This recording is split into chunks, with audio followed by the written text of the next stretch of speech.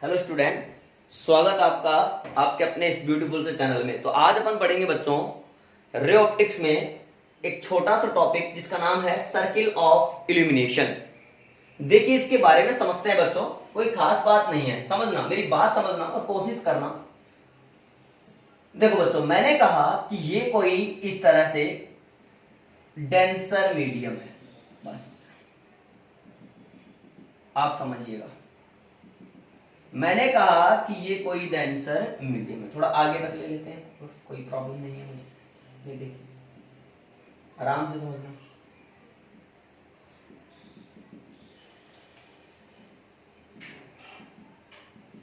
ये डेंसर कैसा मीडियम है बच्चों? ये डेंसर। ठीक, तुमने कहा कि सर यहां पर एक रखा हुआ है पॉइंट सोर्स ऑफ लाइट। क्या रखा हुआ है बच्चों? यहां पर एक पॉइंट सोर्स ऑफ लाइट, इसको नाम दे देंगे पॉइंट सोर्स ऑफ लाइट, यानी ये हो गया हमारा प्रकाश का बिंदु स्रोत। क्लियर? ध्यान से देखना, अगर ये डेंसर मीडियम है तो बाहर वाला अपने आप में क्या है बच्चों? रेयर मीडियम है। समझ गए? चाहे तो लिख लें इधर कहीं पर, ये रेयर मीडियम हो गया। इस सोर्स से मान लीजिए एक लाइट रे जो है वो डेंसर मीडियम की सरफेस पर नॉर्मली इंसिडेंस हुई। ठीक है, तो हम लोगों को पता है अगर किसी रिफ्रैक्टिंग सरफेस पर लाइट रे नॉर्मली आती है तो वो सीधी ही निकल जाती है। अगर यहां से हम लोग देख रहे हैं तो ऐसा लगेगा बच्चों कि लाइट रे जो है वो कहां से आ रही है? पॉइंट सोर्स ऑफ लाइट से ही आ रही है, सीधा ही आ रही है। इस कंडीशन में अगर मैं आपको कहूं कि इंसिडेंस एंगल कितना है तो 90 डिग्री नहीं बच्चों, कितना है? 0 डिग्री। क्योंकि इंसिडेंस एंगल, रिफ्रैक्शन एंगल और रिफ्लेक्शन एंगल तीनों ही कहां से मेजर किए जाते हैं? नॉर्मल से। क्योंकि ये जो लाइट रे है ये नॉर्मली ही इंसिडेंस हो गई है, यानी इसने नॉर्मल के साथ कितना एंगल बनाया है? 0 डिग्री। अब मैंने जैसे ही इंसिडेंस एंगल की वैल्यू इंक्रीज करी, देखो मान लो इस तरह से मैंने इंसिडेंस एंगल की वैल्यू बढ़ाई, तो मुझे पता है कि यहां पर सीन ऐसा है कि जो लाइट रे है बच्चों वो डेंसर से किस में जा रही है? रेयरर मीडियम में जा रही है। तो जब डेंसर से रेयरर में जाती है तो फिर वो नॉर्मल से दूर हटती है। तो जैसे जैसे मैं इंसिडेंस एंगल की वैल्यू बढ़ाऊंगा वैसे वैसे रिफ्रैक्शन एंगल की वैल्यू भी क्या होगी बच्चों? बढ़ेगी। हाँ या ना? इस तरह से समझ गए? अब मुझे पता है कि मैं जैसे जैसे इंसिडेंस बढ़ा रहा हूं, इंसिडेंस एंगल बढ़ा रहा हूं, वैसे वैसे रिफ्रैक्शन एंगल भी बढ़ रहा है। तो एक कंडीशन ऐसी आएगी बच्चों कि उस पर लाइट रे जो है, देखना, उस पर जो लाइट रे है वो आफ्टर रिफ्रैक्शन रिफ्रैक्शन एंगल कितना बना लेगी बच्चों? 90 डिग्री बना लेगी, यानी ये ग्रेजिंग इमरजेंस होगा। हाँ या ना? इस तरीके से। तो जिस इंसिडेंस एंगल पर रिफ्रैक्शन एंगल 90 डिग्री हो जाता है, that incidence angle is known as critical angle. Yes और नो? तुमने कहा कि अगर इंसिडेंस एंगल की वैल्यू को क्रिटिकल से भी ज्यादा कर दिया जाए तो बच्चों क्या होगा? TIR होगा। ये हम सीख चुके हैं। इस तरह से लाइट रे जिस मीडियम से निकली थी वापस उसी मीडियम में लौट आएगी। अच्छा, सेम कार्यक्रम इस तरफ भी किया जा सकता है। अच्छा, वहां वाली कहानी से आपको समझ में क्या आया मेरे प्यारे बच्चों? समझ में आया कि सर यहां तो कोई प्रॉब्लम नहीं है। आपने कहा कि जो लाइट रे है वो इस तरह से आ रही है, इंसिडेंस एंगल बढ़ा रहे हैं तो रिफ्रैक्शन एंगल भी बढ़ रहा है। लेकिन ये जो लास्ट में जो कार्यक्रम आपने किया है, यानी जब इंसिडेंस एंगल की वैल्यू क्रिटिकल एंगल से ज्यादा हो जाएगी यानी TIR हो जाएगा, तो ये जो लाइट रे है ये वापस डेंसर मीडियम में लौट जाएगी, यानी ये लाइट रे हम लोगों को दिखाई नहीं देगी, बाकी सारी लाइट रे हमको बाहर आती हुई दिखाई देंगी। अगर ये सेम काम मैं इधर करूं बच्चों तो देखना प्यारे बच्चों, ये मैंने कहा, थोड़ा पास में बनाते हैं वापस, मैंने कहा कि ये एक लाइट रे, वही एक इंसिडेंस एंगल कुछ भी, एक और लाइट रे जहां पर 90 डिग्री कर देते हैं, ये लो। ठीक है बच्चों, ये क्रिटिकल एंगल हो गया, सेम काम कर सकते हैं बच्चों। और एक और जो लाइट रे आएगी वो तो फिर सेम मीडियम में ही लौट जाएगी। थोड़ा पास में बना लेते हैं ताकि डायग्राम बिल्कुल करेक्ट बन जाए। क्लियर? हमने कहा ऐसे, तुमने कहा ऐसे, मैंने कहा ठीक, तुमने कहा ऐसे, फिर मैंने कहा ऐसे। ठीक है, अब ध्यान से देखो, तो ये लाइट रे ऐसे मुड़ जाएगी, ये लाइट रे 90 पर चली गई है, इसका रिफ्लेक्शन एंगल 90।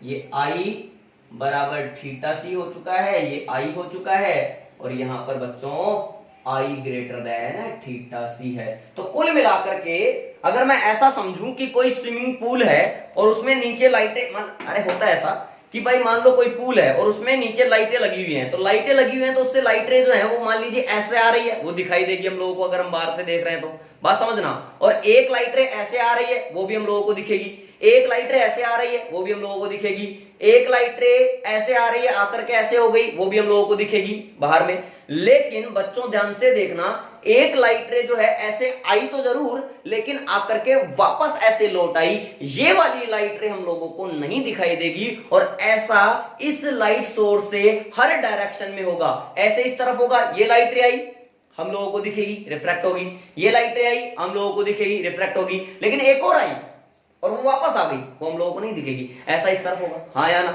ऐसा इस तरफ होगा। तो कुल मिलाकर के बच्चों हमें ऐसा लगेगा कि एक पर्टिकुलर एरिया से ही लाइट आ रही है, और हम लोगों को ऐसा एक सर्किल नजर आएगा, जिस सर्किल को बोला जाता है बच्चों सर्किल ऑफ इल्यूमिनेशन। इसी सर्किल को क्या बोलते हैं बच्चों हम? Circle of illumination. ये होता है हमारा सर्किल ऑफ इल्यूमिनेशन। बात समझ में आई क्या मेरे प्यारे बच्चों? आप लोगों को क्लियर है? डायग्राम में कोई दिक्कत नहीं है, आप जब डायग्राम पेंसिल से बनाएंगे तो अच्छा बन जाएगा। क्लियर? इसको कहते हैं बच्चों सर्किल ऑफ इल्यूमिनेशन। ओके, ये हमारा क्या था? डेंसर मीडियम था। अब इसमें क्वेश्चन किस तरह का पूछता है? देखो, एक आईआईटी में क्वेश्चन पूछा भी हुआ है। क्वेश्चन ऐसे बना सकता है वो कि मान लीजिए कोई पूल है या कोई स्लैब है, स्लैब में या किसी भी पूल में एक लाइट सोर्स इतनी नीचे डिस्टेंस पर लगा रखा है, बोला है उस पर्टिकुलर स्लैब का या पूल का जो भी है वाटर, उसमें जो भी लिक्विड भरा हुआ है, उसका रिफ्रैक्टिव इंडेक्स इतना है, तो बताइए लाइट कितने एरिया से इमर्ज होगी। हम इस तरह का क्वेश्चन करेंगे। पहले क्वेश्चन के लिए हम कैलकुलेशन कर लेते हैं, इसी में हम कैलकुलेशन करेंगे बच्चों। फटाफट इसको नोट करें आप पोज करके। पहले समझ में आ गया? समझ में आ गया? कर लिए नोट? मिटा दें बच्चों, मिटा दें। अब देखो, अब मैं क्या करता हूं, इसको कैलकुलेशन के लिए दोबारा से ड्रॉ कर लेता हूं। एक बार आप ऐसे बना ही लेंगे, अब मैंने इसको दोबारा से ड्रॉ करा सिंपल तरीके से, फॉर कैलकुलेशन। फॉर कैलकुलेशन, ये कैलकुलेशन के लिए मैंने कर लिया। ठीक है, मैंने कहा कि ये सर्किल ऑफ इल्यूमिनेशन है। ठीक है, समझना। और यहां कहीं लाइट सोर्स है, ऐसा ही तो हो रहा था बच्चों। ये नॉर्मल है, ध्यान से देखें, ये ठीक है। अच्छा, ये एंगल कितना था बच्चों नॉर्मल से? सर ये एंगल था क्रिटिकल एंगल, तब लाइट ऐसे हो गई थी फिर, हाँ या ना? अरे सही है ना? तो अगर ये क्रिटिकल एंगल है तो बच्चों ये भी तो क्रिटिकल एंगल है, थीटा से। मान लेते हैं कि इस कोन की इस तरह से लगेगा ना, इस कोन से लाइट आ रही है, इस कोन की रेडियस है आर, और जो पॉइंट सोर्स ऑफ लाइट है वो कितने नीचे रखा हुआ है? h हाइट नीचे रखा हुआ है। ये भी थीटा सी है, कोई प्रॉब्लम नहीं है, ये भी थीटा सी है। आप किधर से भी कैलकुलेशन कर सकते हैं। सबसे पहले मैंने क्या करा, ये h है, तो बच्चों इसमें आप इसको s p q कुछ भी कह दो। तो in triangle s p q, ध्यान से देखना, ये अगर एंगल है तो ये परपेंडिकुलर है, ये बेस है और ये हाइपोटेनियस है। तो परपेंडिकुलर और बेस में क्या चक्कर चलेगा? tan का। tan theta C is equal to r upon h। तो यहां से बच्चों r कितना आएगा? r आ जाएगा मेरे पास h इंटू tan थीटा सी। इक्वेशन नंबर आ गया 1। क्योंकि यहां पर हो रहा है रिफ्रैक्शन, तो हम लोग इसमें क्रिटिकल एंगल वाला भी कार्यक्रम कर सकते हैं। Again sin theta C is equal to mu R upon mu D. तो 1/μ इस तरह से कर सकते हैं। अब बच्चों इसमें मैंने एक ट्राइंगल जनरेट किया साइन थीटा सी की वैल्यू के हिसाब से, तो ये थीटा सी है। साइन क्या होता है, परपेंडिकुलर अपॉन हाइपोटेनियस, तो परपेंडिकुलर हो गया 1, हाइपोटेनियस हो गया म्यू, तो ये साइड कितना हो गया under root of mu square minus 1। तो बच्चों यहां से मैं tan थीटा सी देखूं तो tan थीटा सी कितना आ रहा है बताओ सर, आ रहा है मेरे पास 1/√ऑफ mu square minus 1। Again from equation 1, equation 1 में उठा के रख दें बच्चों इसको। अरे हाँ या ना, r is equal to h into 1/√म्यू square minus 1 is equal to h/√म्यू स्क्वायर माइनस 1। अब ये रेडियस आ चुकी है, तो बच्चों एरिया निकालना कौन सी बड़ी बात है, जिस एरिया से लाइट आ रही है उसको लिख लेंगे पाई आर स्क्वायर। हाँ या ना, क्या मेरी बात आप लोगों को समझ में आ गई क्या मेरे प्यारे बच्चों, क्लियर है? इस तरह से सर्किल ऑफ इल्यूमिनेशन बनाया हमने। ये क्या है हमारा सर्किल ऑफ इल्यूमिनेशन, रोशनी का घेरा, जितने घेरे में से रोशनी लगेगी वो घेरा है ये, क्लियर है? तो अपन ने कहा इसकी रेडियस r है, सोर्स से इसकी सोर्स जो है वो h हाइट नीचे रखा हुआ है, बात समझना। तो हमने क्या करा, पहले tan थीटा सी निकाल लिया, tan थीटा सी के हिसाब से r आ गया। अब r में tan थीटा सी प्रॉब्लम कर रहा है, तो पहले sin थीटा सी निकाला, फिर sin थीटा सी निकालने के बाद tan थीटा सी आ गया, आंसर आ गया, क्लियर? अब देखिए इस पर एक क्वेश्चन करते हैं बच्चों, आया हुआ है एग्जाम में पूछा गया क्वेश्चन है, IIT में पूछा गया क्वेश्चन है। आइए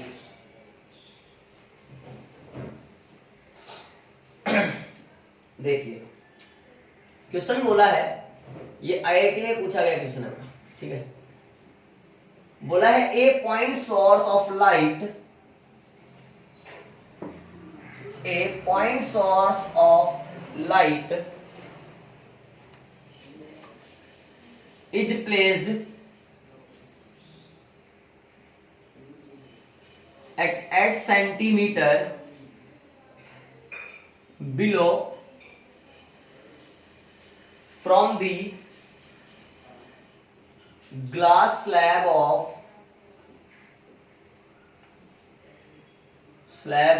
refractive index 5/3,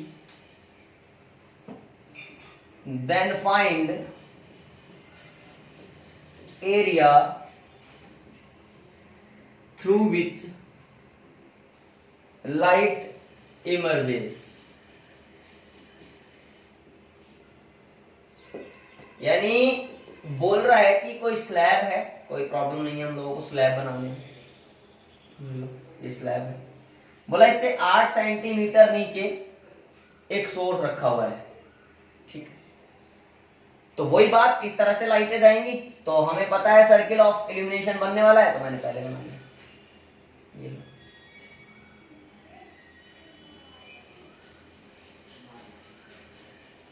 मैंने पहले ही बना लिया, ये लो, ठीक है? अब ध्यान से देखना, ये बच्चों थीटा सी है, ये थीटा सी है, आर निकाल लेंगे हम, और क्या है, ये आर है, ये 8 सेंटीमीटर नीचे रखा हुआ है, तो ये 8 है। तो सबसे पहले हम लोगों को tan थीटा सी निकालना पड़ा, तो कितना आ रहा है बोलना, r/8। तो कुल मिलाकर के r की वैल्यू कितनी आ रही है, 8 इंटू tan थीटा सी, इक्वेशन नंबर 1। और sin थीटा सी क्या होता है बच्चों, यहाँ पर 1/μ, म्यू की वैल्यू कितनी दे रखी है 5/3, तो आंसर आ जाएगा 3/5, बात समझना।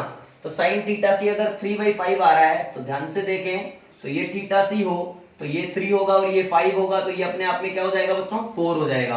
तो फिर hence r is equal to 8 tan theta सी 3/4, तो ये हो जाएगा 4 यानी 2 इंटू 3 यानी ये 6 हो गया। तो एरिया कितना आ जाएगा मेरे पास, पाई आर स्क्वायर, तो पाई एज इट इज, और 6 का स्क्वायर कितना होता है 36, तो आंसर आएगा 36 पाई। कर पाएंगे? बिल्कुल आसान है, कोई प्रॉब्लम नहीं है, आराम से समझेंगे, आराम से निकाल पाएंगे। फटाफट से इतना नोट करें, फिर आगे चलते हैं बच्चों। हो गया बच्चों, कर लिए नोट? अब देखिए ये था हमारा छोटा सा टॉपिक, एक सर्किल ऑफ इल्यूमिनेशन, क्लियर? समझ में आ गया होगा। अब अपन जो है टोटल इंटरनल रिफ्लेक्शन पर बेस्ड कुछ फिनोमिना है, उनकी बात करते हैं। तो आप नेक्स्ट हेडिंग नोट कर सकते हैं, एग्जाम्पल्स ऑफ TIR यानी पूर्ण आंतरिक परावर्तन के उदाहरण। इसमें सबसे पहला है मिराज।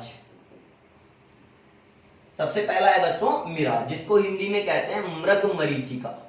बात समझ लो, ये जो मिराज होता है ये कुछ नहीं है, ये एक तरह का भ्रम होता है, यानी एक धोखा होता है। जैसे अपन गर्मियों के दिनों में देखें तो सड़क जो होती है, हाईवे जो होते हैं, उन पर भी देख सकते हैं, ऐसा लगता है कि वहां पर पानी है, थोड़ी दूरी से देखते हैं तो लगता है कि पानी है। तो ये एक हमारा भ्रम होता है। यानी ये भी कहा जा सकता है, इसको कई लोग इस प्रकार से भी डिफाइन करते हैं कि रेगिस्तान में गर्मियों के दिनों में जलाशय होने के यानी तालाब होने के दृष्टि भ्रम को ही क्या कहा जाता है, मृगमरीचिका कहा जाता है, मिराज कहा जाता है। क्लियर है? अच्छा बात समझो, सबसे बढ़िया बात इसमें क्या है बच्चों, मेरी बात समझना। देखो, हॉट डेज डेजर्ट, ऐसा सीन है, शॉर्ट में लिख दिया। अब एक बात मैं समझाता हूं आप लोगों को, रेगिस्तान जो होता है उसमें, उसके लिए अगर मैं बात करूं तो layers of air near the ground, यानी पृथ्वी के धरातल के निकट, पृथ्वी के धरातल के निकट की जो परतें होती है, हवा की परतें होती हैं, उनका टेम्परेचर ज्यादा होता है। और टेम्परेचर ज्यादा होने का मतलब होता है रिफ्रैक्टिव इंडेक्स का वैल्यू कम होना। यानी हम जैसे जैसे नीचे आते हैं, ये मैंने लेयर्स बना दी हैं, लेयर्स ऑफ एयर, तो जैसे जैसे हम नीचे आते हैं बच्चों तो टेम्परेचर इंक्रीज होता है, टेम्परेचर इंक्रीज होता है लेकिन म्यू कम होता है। यानी कौन से मीडियम के होने की पॉसिबिलिटी बढ़ती है, रेयर मीडियम के होने की पॉसिबिलिटी बढ़ती है। क्लियर है? इतनी बात समझना आप लोग, मैं समझा रहा हूं इस चीज को। तो मैं ये पॉइंट जो मैंने बोला है वो मैं लिख भी देता हूं, layers of air near the ground are hotter, या फिर रेयर, ऐसे भी कह सकता हूं, देन लेयर्स अबोव। ऊपर वाली परतों की अपेक्षा जो हवा की नीचे वाली परतें होती हैं बच्चों, वो गर्म भी होती हैं और क्या होती हैं, रेयर भी होती हैं। क्लियर? इतनी बात हम लोगों को समझ में आ गई। अब मान लीजिए कि यहां पर कोई व्यक्ति है और वो रेगिस्तान में लगे किसी पेड़ को इस तरह से यहां से देख रहा है। ये पेड़ है, मान लेते हैं ये कोई पेड़ है, ये कोई पेड़ है, और आप यहां से देख रहे हैं, ये आंख है। समझ रहे हैं मेरी बात को? अब मैंने कहा कि इस पेड़ से एक लाइट रे ऐसे इंसिडेंट हुई, बस समझो। तुम लोगों को पता है कि रेयर से किस में आ रही है बच्चों, ये डेंसर मीडियम में आ रही है, सॉरी डेंसर से किस में आ रही है, रेयर मीडियम में आ रही है। तो नॉर्मल से दूर हटेगी, हटा दी, फिर यहां इंसिडेंट हुई, फिर दूर हटेगी। अब बात समझना, बात समझना। अब होते होते ऐसा होगा बच्चों कि यहां पर जो इंसिडेंस एंगल की वैल्यू है, ध्यान से देखो, तुम लोगों को पता है कि जैसे जैसे रिफ्रैक्शन होता रहेगा, यानी जब लाइट रे डेंसर से रेयर मीडियम में आती है तो नॉर्मल से दूर हटती है, तो जैसे जैसे इंसिडेंस एंगल बढ़ता जाता है वैसे वैसे रिफ्रैक्शन एंगल भी बढ़ता जाता है। तो एक कंडीशन आएगी कि इंसिडेंस एंगल की वैल्यू क्रिटिकल एंगल से ज्यादा हो जाएगी, और उस कंडीशन में लाइट रे जिस मीडियम से आई है वापस उसी मीडियम में लौटने लगेगी। हाँ या ना? अब ध्यान से देखो, अब वापस से यहां पर इंसिडेंट हुई किसी एक एंगल पर, अब क्या होगा सर? अब कुछ नहीं है, अब सीधी सी बात है, ये नॉर्मल के पास आएगी। हाँ या ना? अब इसका मतलब अगर यहां पर कोई व्यक्ति था तो उसको लगेगा कि ये लाइट रेज कहां से आ रही हैं बच्चों, बोलो, यहां कहीं से आ रही हैं, यानी पेड़ उसको ऐसे दिखाई पड़ेगा, यहां दिखाई पड़ेगा, ये लगेगा कि यहां पर है पेड़। बात समझ में आई क्या? ये होता है मिराज, इसको कहते हैं बच्चों मिराज। यानी हम लोग रेगिस्तान में हैं और पेड़ हमारे सामने था, लेकिन लगेगा कि ये पेड़ की परछाई है और किसमें बनी हुई है, पानी में बनी हुई है, जबकि वहां पानी है ही नहीं, हाँ या ना। इस दृष्टि भ्रम को ही कहा जाता है मिराज, इस धोखे को ही बच्चों कहा जाता है मिराज। क्लियर है? तो ये आप समझ सकते हैं, ये सरफेस है या इसको ग्राउंड कह दो, ये होता है अपना मिराज। क्लियर? आया समझ में? एक और इसका ले लेते हैं बच्चों, दूसरा एग्जांपल है इसका ऑप्टिकल फाइबर। ये भी अच्छा है, देख लीजिए ऑप्टिकल फाइबर। दूसरा एग्जांपल इसका है हमारा ऑप्टिकल फाइबर।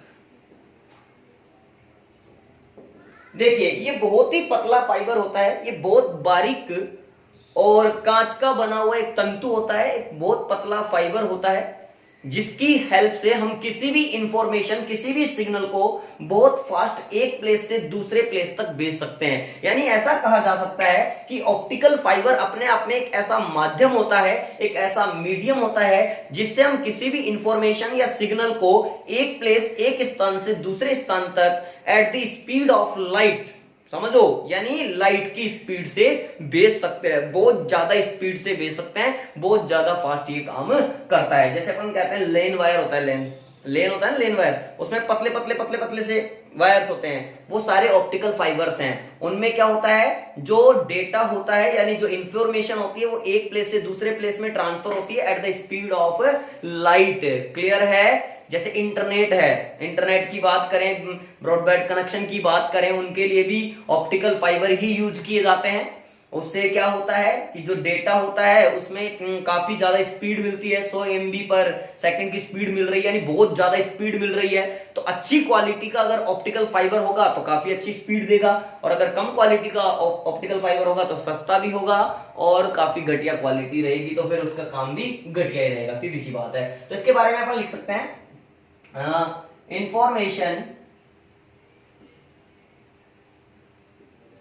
इंफॉर्मेशन या सिग्नल ट्रेवल फास्टर लिख देते हैं with the use of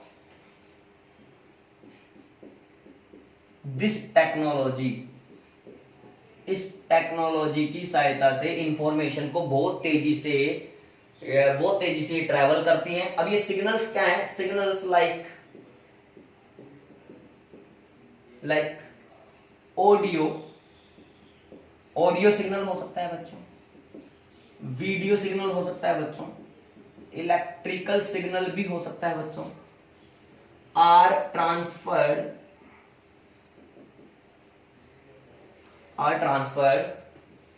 from one place to another place,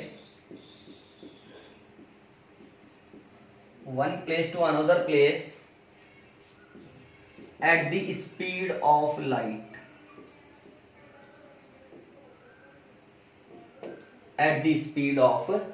clear? अच्छा, इसके लिए हम ये भी कह सकते हैं बच्चों कि optical fibre is based on TIR। अब तुमने कहा कि सर कहने में सब अच्छा लगता है, थोड़ा समझा के बताओ। मैंने कहा ठीक है, आ जाइए। ये मैंने कहा कि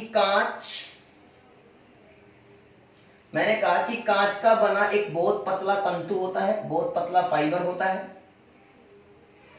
बात समझना बच्चों, बात समझना।